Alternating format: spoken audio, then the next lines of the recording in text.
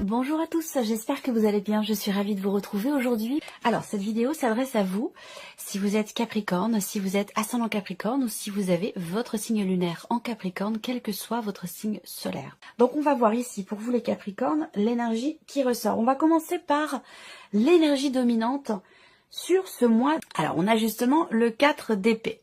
Donc là on voit bien que il est question d'une énergie qui vous invite à vous préserver, qui vous invite à prendre soin de vous, à vous écouter, à vous reconnecter à votre âme, à votre énergie, à vos émotions, à vos intuitions. C'est une énergie qui vous entoure et qui vous invite effectivement à recharger vos batteries, à prendre soin de vous.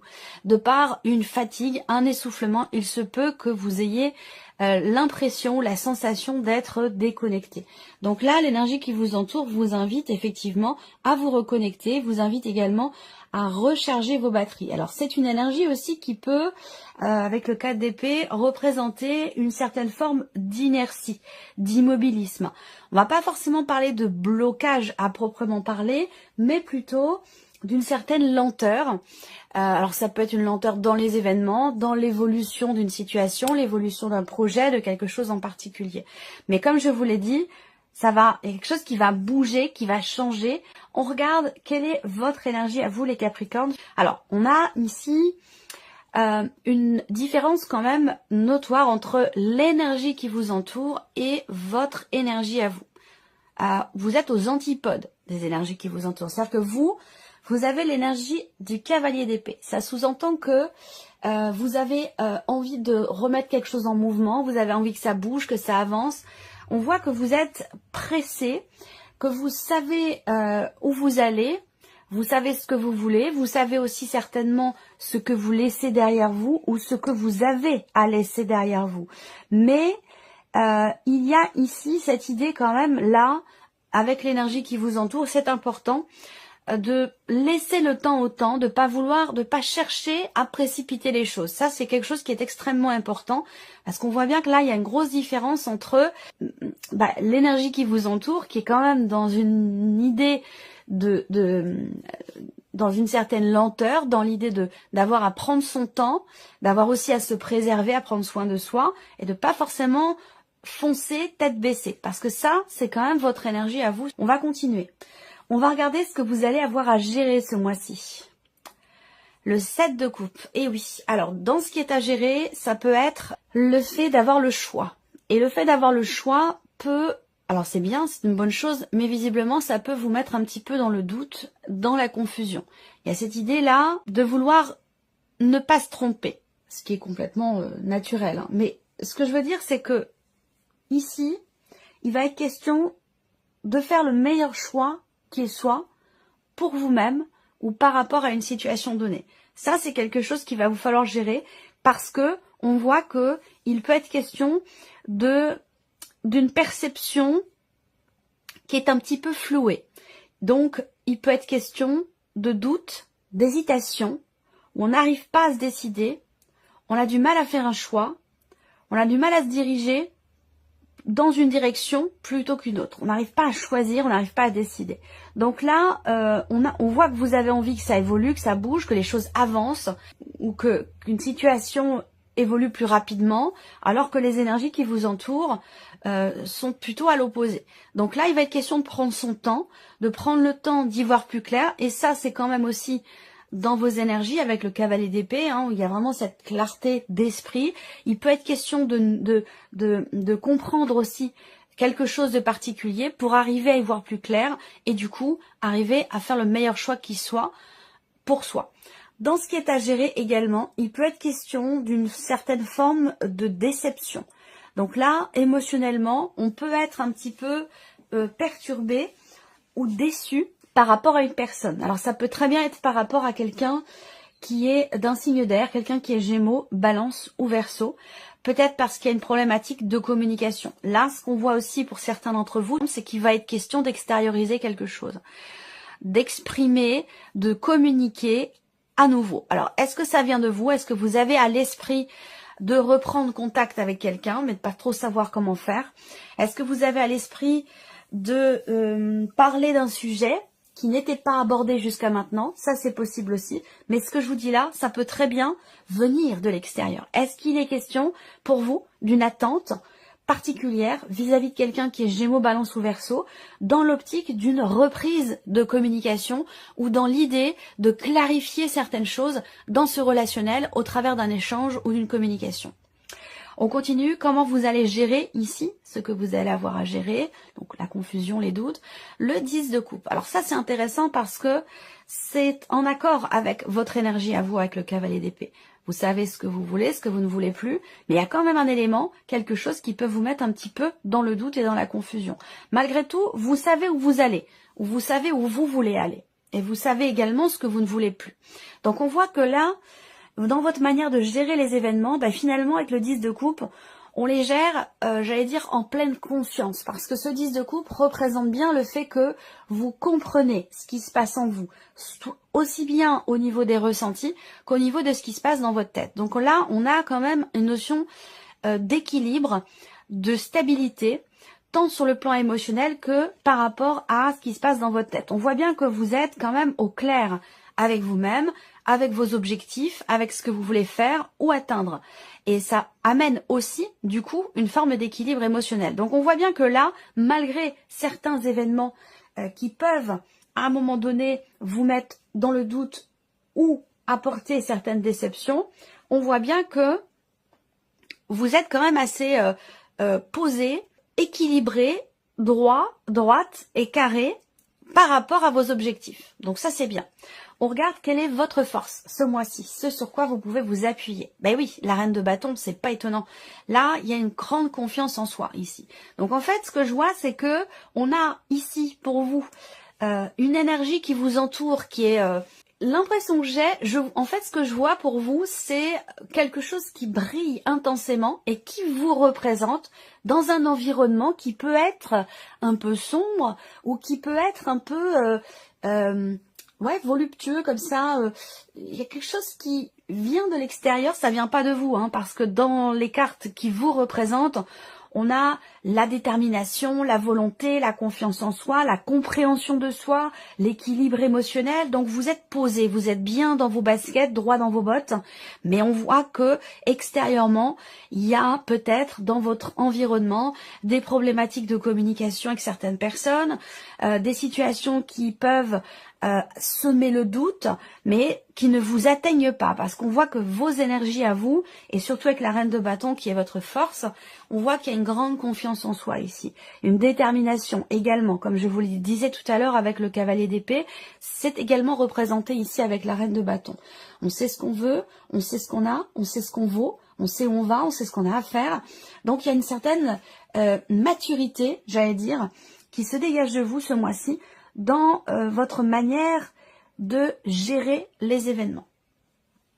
Alors, on regarde l'inattendu de ce mois, l'impératrice. Alors, l'inattendu peut se situer dans le cadre d'un projet. Alors, il y a peut-être un projet professionnel ou autre qui n'avance pas aussi vite que vous l'auriez souhaité. Donc là, on peut avoir un inattendu concernant quelque chose qui est en cours de création, quelque chose qui est en cours de préparation.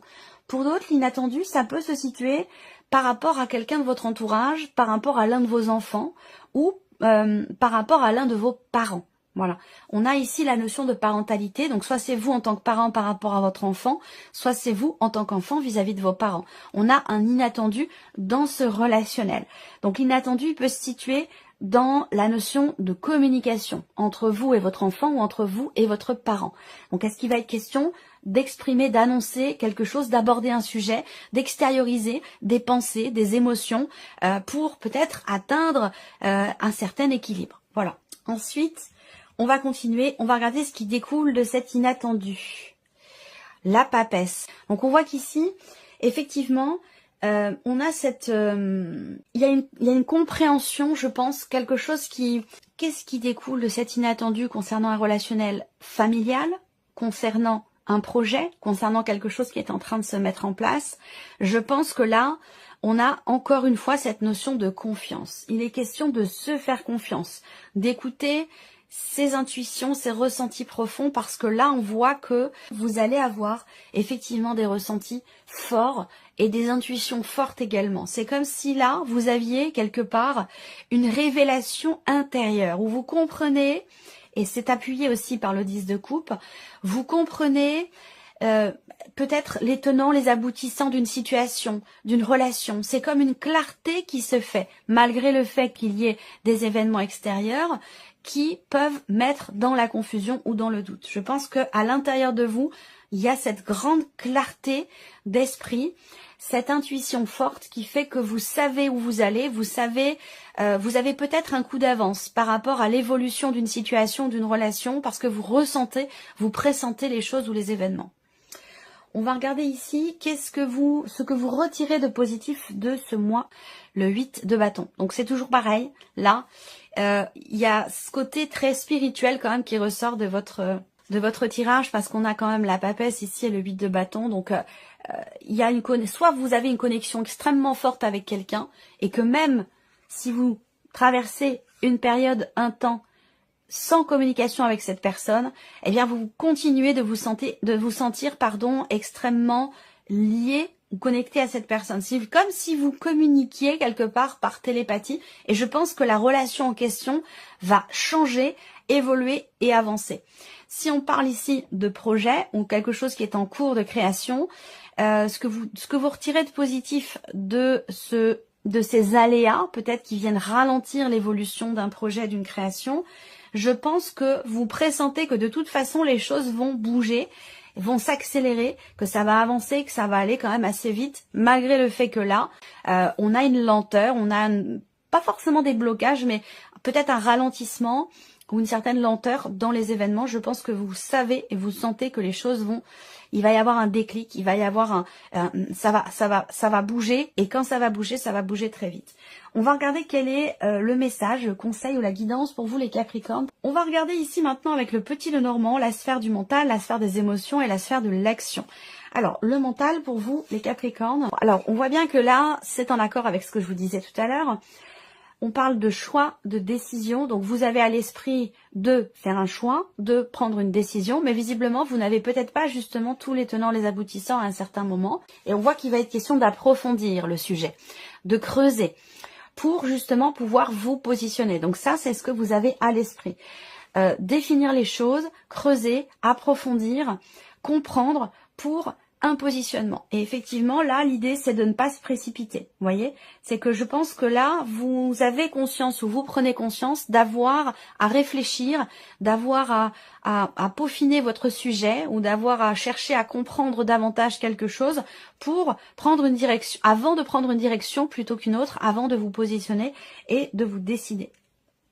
Il est possible également que vous attendiez une décision administrative et que vous soyez focalisé sur ce point-là dans le cadre d'un projet que vous avez.